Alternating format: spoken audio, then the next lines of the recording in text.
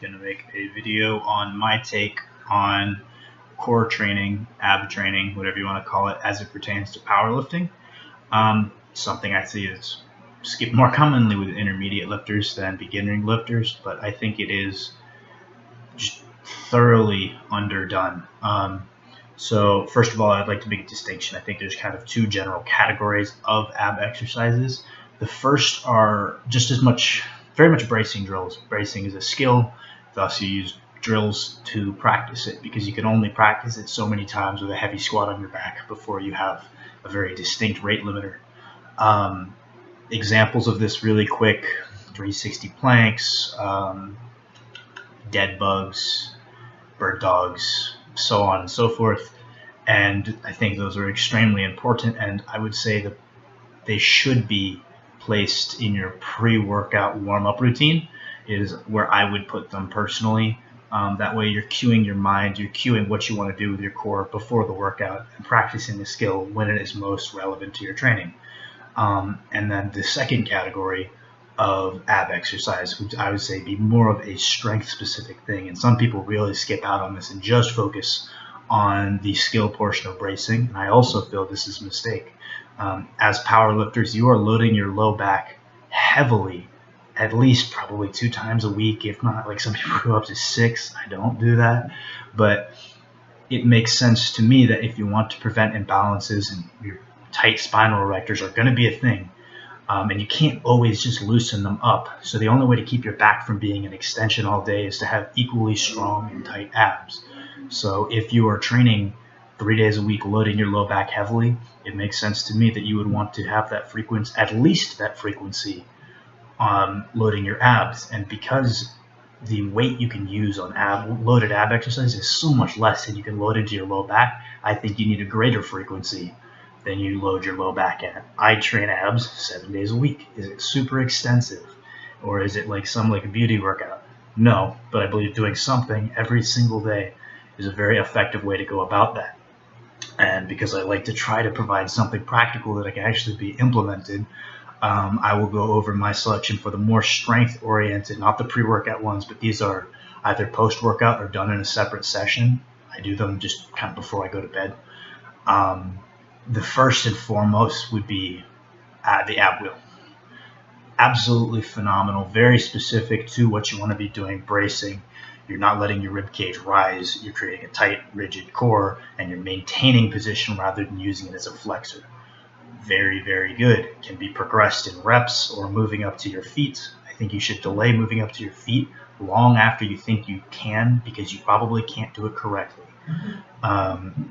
That being said, other exercises, hanging leg raises, hard to overload, very good though.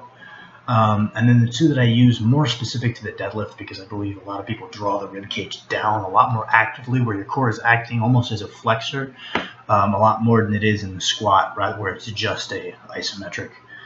I guess they're both isometric, but it's just a brace, not a flexion. Weighted sit-ups, weighted crunches, because you can progress the weight over time, and then cable crunches. Similarly, they're loaded numerically. You have both reps and weight to progress. Those are good. And then I'm going to end this with also pointing out, I already mentioned it, I'm a huge advocate of training your obliques. Will it widen your waist?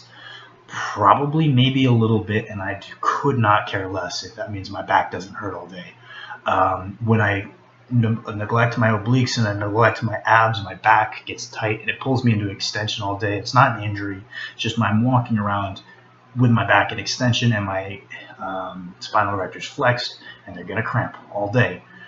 Whereas if I keep this strong, I'm in a good neutral position. I stay healthy. So what do I do for obliques?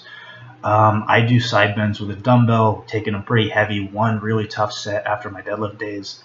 What I do every day, what I mentioned earlier, is I do the ab wheel every single day, just not even a ton, just a total rep count that I gradually progress over time. As anyone who follows me on Instagram might know, I'm a big fan of hitting weaknesses on a daily basis. Other things you can do is the Ed Cone sideways rack hold, where you're standing, you're parallel with the bar, you pick it up with one hand and you hold it for a given amount of time. You put it down and you progress. As long as you can do 20 seconds, you add whatever to the bar for the next time. can be loaded heavier than the side bends. That's a benefit. You're training your obliques in an isometric fashion, which is more specific. That's a benefit. And your grip is getting trained thoroughly with those. Like if I were to pick one grip exercise aside from just some double overhand deads, it would probably be those. Those are wonderful. I'm lazy. I can't do those quickly at the end of a workout because I'd have to wait for a rack and set it up and do all that. Ideally, if I was being paid for this, I would probably take the time to do that. I don't right now. Aside from that, like there's overhead bends, and someone's going to probably be thinking, well, what about the anti-rotational role of the obliques? That's something I would consider a drill because it's hard to load heavily, and or if you have a problem with it, then it certainly has a place. If you notice you're rotating on your deadlift or squat and you believe it's due to lack of rotational resistance strength in your obliques, add that to your routine. The Palov press, look it up. It's the one where you stand and you press your arms out with the cable machine over here, and as you extend out, it lengthens the lever and it loads your anti-rotational function of your abs and obliques. Look into it. If that is an issue you need to address, all in all, stop skipping abs. It's not a funny meme. It's just a mistake in your training. I don't understand why people brag about that and then complain that their back hurts. Practical applications. If you got it, buy an ab wheel. It's $10. Do them daily. You will benefit from it. You can find me at Sheathar, Sheathar, on Instagram if you want to tell me I'm wrong, want to request something, my opinion on, and or discuss something.